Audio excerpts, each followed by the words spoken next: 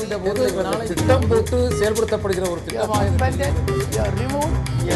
சூழலை உருவாக்குவதற்காக முடிவெடுப்பது என்று வரும்போது காட்சி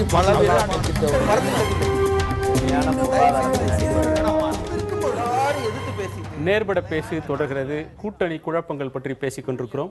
நீங்க குறுக்கிட்டீங்க. அதாவது ஒரு நண்பருக்கு ஒரே ஒரு கேள்வி. பாரதிய ஜனதா கட்சிக்கு செக்குலரிசம் தொடர்பாகவும் சமூக நீதி தொடர்பாகவும் என்ன நிலைப்பாடு என்பதை விளக்க வேண்டும். அதுதான் அவருக்கு நான் விடுக்கிற வேண்டும். நல்ல கேள்வி, நல்ல சரியான கேள்வி. பதில் சொல்றேன். சமூக நீதி தொடர்பாக பாரதிய ஜனதா கட்சி, நீங்கள் குற்றம் சாட்டுகின்ற மோடி சமூக நீதியை சார்ந்த தாழ்த்தப்பட்ட மக்கள் 50% வாக்குகளை குஜராத்திலே பெற்று 3 முறை 2/3 பங்கு மெஜாரிட்டியோடு பெற்றிருக்கிறார். 50% தாழ்த்தப்பட்ட மக்களுடைய வாக்குகளை பெற்று ரெக்கார்டு இருக்கு. அதே மாதிரியாக நடந்து முடிந்த 3 தேர்தல் 4 மாநில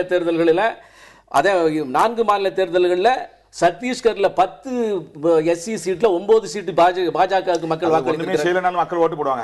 அதுக்கு நான் இன்னொரு விஷயம் சொல்றேன். சத்தீஸ்கரிலே அந்த மக்களை பற்றி நீங்கள் இவ்வளவு தூரம் பேசுவது வந்து எனக்கு ரொம்ப ஆச்சரியமாக இருக்கு. காரணம் சொல்றேன். மக்கள் வாக்களிக்கிறதுக்கு ஒரு அதுக்கு ஒரு தனி மைண்ட் செட் இருக்குது. எல்லாம் வெறும் பாரதிய ஜனதாக்கு அந்த மைண்ட் செட்ல கிடையாது. அப்படியே செயல்பாட்டின் அடிப்படையில் தான் பாரதிய ஜனதா கட்சி வாக்குகளை பெற்றுக் கொண்டிருக்கிறது. 12% இடஒதுக்கீடு வந்து தாழ்த்தப்பட்ட மக்களுக்கு கொடுத்து கொண்டிருக்கிறது சத்தீஸ்கருடைய பாரதிய ஜனதா கட்சி. தேசிய அளவுல 16% தன்னுடைய தேர்தல் அறிக்கையிலே காங்கிரஸ் சொன்ன பிறகும் கூட 10க்கு 9 பாரதிய ஜனதா கட்சி, ராஜஸ்தான்ல 34க்கு 34 பாரதிய ஜனதா கட்சி, மத்திய பிரதேசத்தில் தேர்தலில் வெற்றி பெற ஒரு முறையாக 50% வாக்குகளை பெற்று நான் சொல்றேன். 2004 இந்தியா ஒளிர்கிறதுன்னு மிக பிரம்மாண்டமான விளம்பரத்தை செய்து வாழும் மகாத்மா என்று வாஜ்பாயை நீங்கள் முன்னிறுத்திய போது அவராலே வெற்றி பெற முடியல, உங்க கட்சி தோற்று போனது. பெர்ஃபார்மன்ஸுக்கும் தேர்தல் முடிவுக்கும் தொடர்பில்லைன்னு பல உதாரணங்கள் இருக்கின்றன. அப்ப மோடியினுடைய பெர்ஃபார்மன்ஸ் இல்லாமல் இயல்பாகவே ஏதோ ஒரு விஷயத்தை பின்புலத்தை வைத்துக் கொண்டு மக்களை ஏமாற்றி தொடர்ந்து 3/2 பங்கு வெற்றியோடு வந்து கொண்டிருக்கிறார். அப்படி எப்படி வாஜ்பாய் தோற்றார்?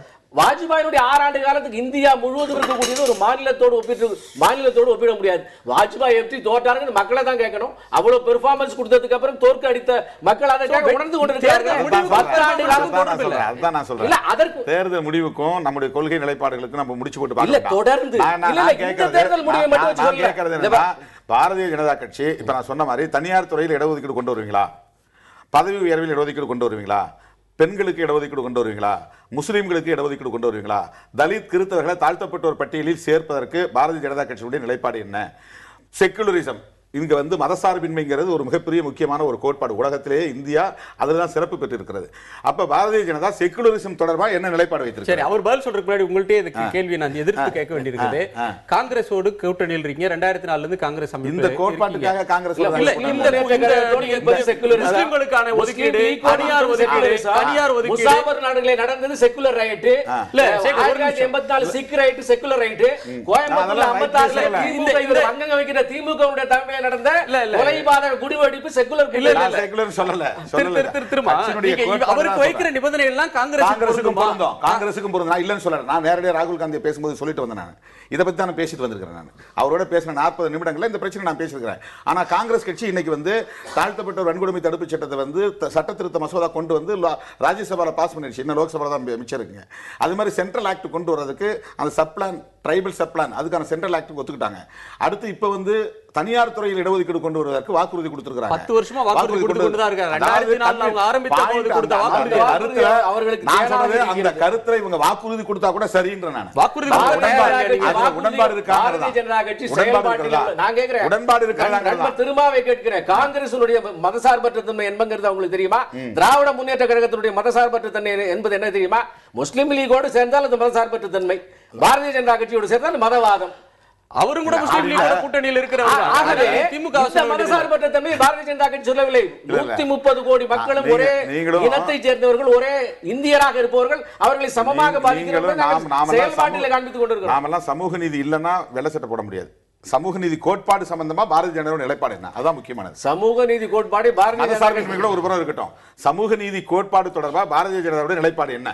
சமூக நீதி கோட்பாடு சம்பந்தமாக பாரதிய ஜனதா கட்சியினுடைய செயல்பாடுகளே உங்களுடைய குற்றம் குறைகள் என்ன? இல்ல என்ன நீங்க சொல்ல வரீங்க? எனக்கு வந்து இந்தியாவுடைய தனியார் தாழ்த்தப்பட்ட மக்கள் இந்த நாட்டிலே அவர்களுக்கு உரிய பங்கை தர வேண்டும். 2001 அந்த சமூக நீதிக்காக நாங்கள் 10 ஆண்டு காலத்துக்கு மறுபடியும் அந்த இடஒதுக்கீடை முதலிலே பாரதிய ஜனதா கட்சி ஆட்சி ஏற்ற பிறகு நாங்கள் மறுபடியும் அதை எக்ஸ்டெண்ட் பண்ணணும் 10 ஆண்டு காலத்துக்கு. அது ஒரு தடவை பண்ணியாங்க, யார் வந்தாலும் பண்ணியாங்க. அது அரசியல் இடஒதுக்கீடு முடியாதுன்னு சொல்ற அரசியல் துணிச்சல் யாருக்கு இல்லை? அது மட்டும் இல்ல இல்ல முடியாதுன்னு சொல்ற காங்கிரஸ் பாரதிய ஜனதா இல்ல எந்த கட்சி ஆட்சிக்கு வந்தாலும் அதை பண்ண முடியாதுன்னு சொல்ற அரசியல் துணிவு யாருக்கு இல்ல? முடியாது என்று நாங்க சொல்லலையே. அது நீங்களாக ஒரு வார்த்தையை அப்படி சொல்றாங்க, அப்படி சொல்றாங்க. அந்த மாதிரி இல்ல. பாரதிய ஜனதா கட்சி தன்னுடைய நிலைப்பாட்டிலே தெளிவாக இருக்கிறது, செயல்பாட்டிலே தெளிவாக இருக்கிறது. தலைப்புக்கு ராகுல் காந்தியை போல உத்தரவாதங்களை மட்டும் கொடுத்து காங்கிரஸ் போல உத்தரவாதங்களை கொடுத்து நம்ம காங்கிரஸ் வக்காலத்தை நம்ம வாங்கல. காங்கிரஸுக்கு வருகின்ற தேர்தல் மதத்தின் அடிப்படையிலே நடக்கின்ற தேர்தல் அல்ல. வளர்ச்சி இந்தியா இருக்கின்ற நிலைமை பொருளாதாரத்திலே அகல பாதாளத்தில் இருக்கின்ற தொழில் அத்தனையும் இன்றைக்கு அழிந்திருக்கின்றது. விவசாயம் தலைக்கவில்லை. விவசாயிகள் அத்தனை பேரும் இன்றைக்கு என்ன செய்வதென்று தெரியாமல் விழித்துக் கொண்டிருக்கிறார்கள். அதுக்கெல்லாம் இந்த தேர்தல் என்று சொல்வது வளர்ச்சியை அடிப்படையாக கொண்டு நடக்கின்ற தேர்தல். திரு நரேந்திர மோடியை ஆதரித்து நாங்கள் கூட்டணியில சேர்ந்து இதற்கெல்லாம் மத்திய அரசு தான் காரணம் என்று ஒற்றை குற்றச்சாட்டை ஒற்றை விரலை அவர்கள் மீது நீட்ட முடியுமா? விவசாயம் ஒரு உதாரணம் சொல்கிறேன். இன்றைக்கு மின்வெட்டு என்பது மிகப்பெரிய பிரச்சனை. இந்தியா முழுவதும் மிகப்பெரிய பிரச்சனை. ஏன் அது வருது? சரியான திட்டமிடல் கிடையாது, தொலைநோக்கு பார்வை கிடையாது. நீங்க இன்னைக்கு பிஹெச்எல் இருக்கு. ஒவ்வொரு வருஷமும் பிஹெச்எல்ல 20,000 மெகாவாட்டுக்குள்ள எக்யூப்மெண்ட் அங்க தயாரிக்கலாம். ஆனால் அதை மத்திய அரசு உபயோகப்படுத்துவது கிடையாது. ஏதாவது திடீர்னு ஒரு மின்வெட்டு வந்துருச்சுன்னு சொன்னா உடனே இந்த வருஷம் 40,000 மெகாவாட் பண்ணலாம், சைனால இருந்து இம்போர்ட் பண்ண. அத்தனை உபகரணங்களும் மோசமானவை. இன்னைக்கு நரேந்திர மோடி அவர்களை பின்னால் இருந்து ஊக்கப்படுத்தக்கூடிய சக்திகளுள் மிக முக்கியமான சக்திகள் கார்ப்பரேட் சக்திகள். அந்த கார்ப்பரேட் நிறுவனங்கள் எதுக்காக அவரை ஊக்கப்படுத்துறாங்கன்னா, அவர் வந்தா எல்லாவற்றையுமே தனியார் மயப்படுத்த முடியுங்கிற நம்பிக்கை உங்களுக்கு ஏற்பட்டிருக்கு. ஏன்னா இவர் முதலமைச்சராக இப்ப 3 முறை அங்க இருந்ததுனால வேறு எந்த மாநிலத்திலும் இல்லாத அளவுக்கு ஆயிரக்கணக்கான ஏக்கர் நிலங்களை மிக குறைந்த விலைக்கும் மிக குறைந்த வாடகைக்கும் அவர் வழங்கி இருக்கார்.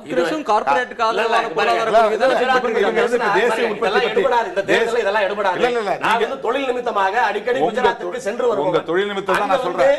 அதாவது எவ்வளவு சுலபமா பண்ண முடியும் ஒரு விவாதம் வைக்கலாம். உலகமயமாதல் கொள்கையை எதிர்த்து போராடினாதான் இவர் சொல்ற விவசாயத்தை பாதுகாக்க முடியும். இன்னைக்கு விவசாயம் முழுக்க பொய்த்து போனதுக்கு என்ன காரணம்? உலகமயமாதல் கொள்கை தான். அதுக்கு காங்கிரசும் காரணம், பிஜேபி காரணம். எப்படி குஜராத்ல மட்டும் அந்த விவசாயம் வளர்ச்சி அடையுது? இல்ல அது ஒரு புள்ளி அதை நம்ம பேசலாம். அதாவது வளர்ச்சியில மிஞ்சிய மாநிலம் தமிழ்நாடா குஜராத்தா என்றெல்லாம் கூட நாம் விவாதிக்க வேண்டியது.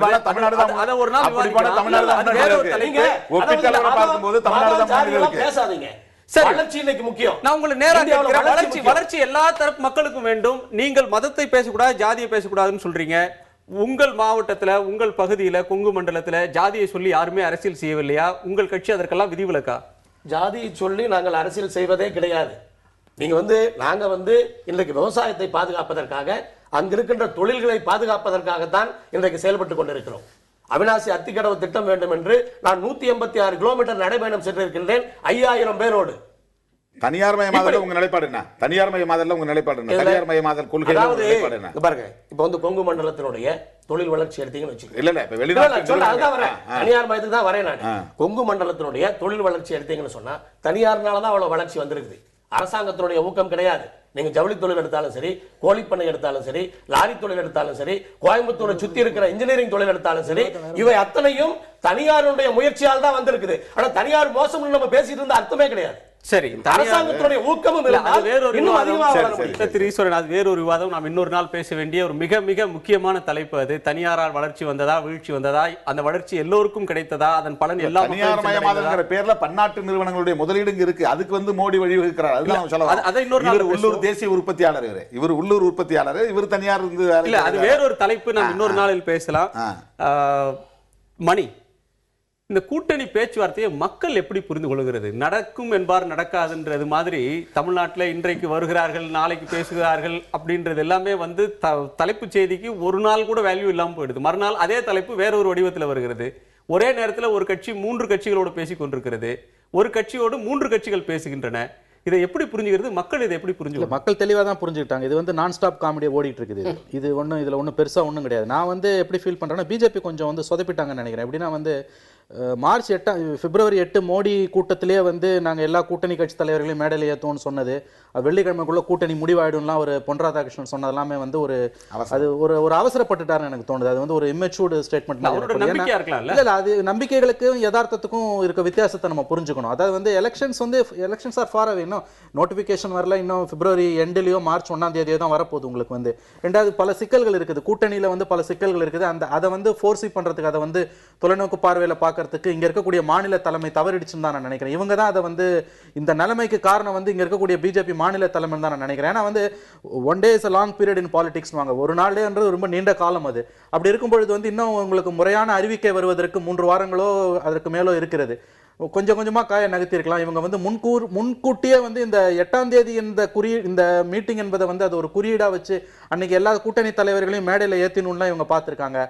அதுல சிக்கல் வந்துட்டு இருக்குது. சோ அதுதான் என்னோட பாயிண்ட். பட் நான் என்ன ஃபீல் பண்றேன்னா, என்னோட இன்னொரு பாயிண்ட் என்னன்னா, சார் முடிச்சிடுறேன். என்னோட பாயிண்ட் என்னன்னா, இல்ல என்னோட சார் ஒரு நிமிஷம், அதாவது வெளிப்படைத்தன்மையாக கூட்டணி பேசுகிறார்கள், அதான் நீங்க வைக்கிற குற்றச்சாட்டுங்கிறது. இல்ல அப்படி எல்லாம் நான் சொல்லல. வெளிப்படையா பேசினாங்க. வெளிப்படையா பேசுறேன் சார். வெளிப்படையா கூட பேசுறேன்னு சொல்லிடுறாங்க சார். வெளிப்படையா வந்து மத்த கட்சியில சொல்ல மாட்டாங்க சார். வெளிப்படையா பேச முடியாது. பேசியது கமலாலயத்தில் நடந்தது.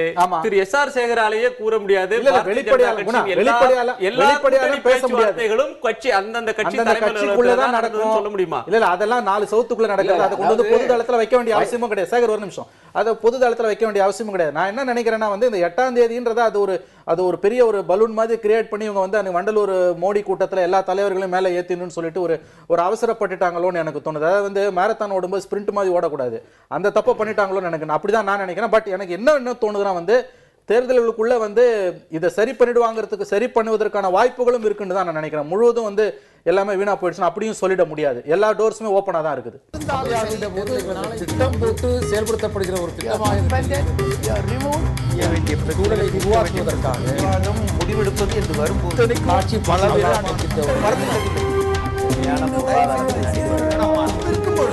எதிர்த்து பேசிட்டு மக்கள் தங்களுடைய பங்களிப்பை அளிக்க வேண்டும்.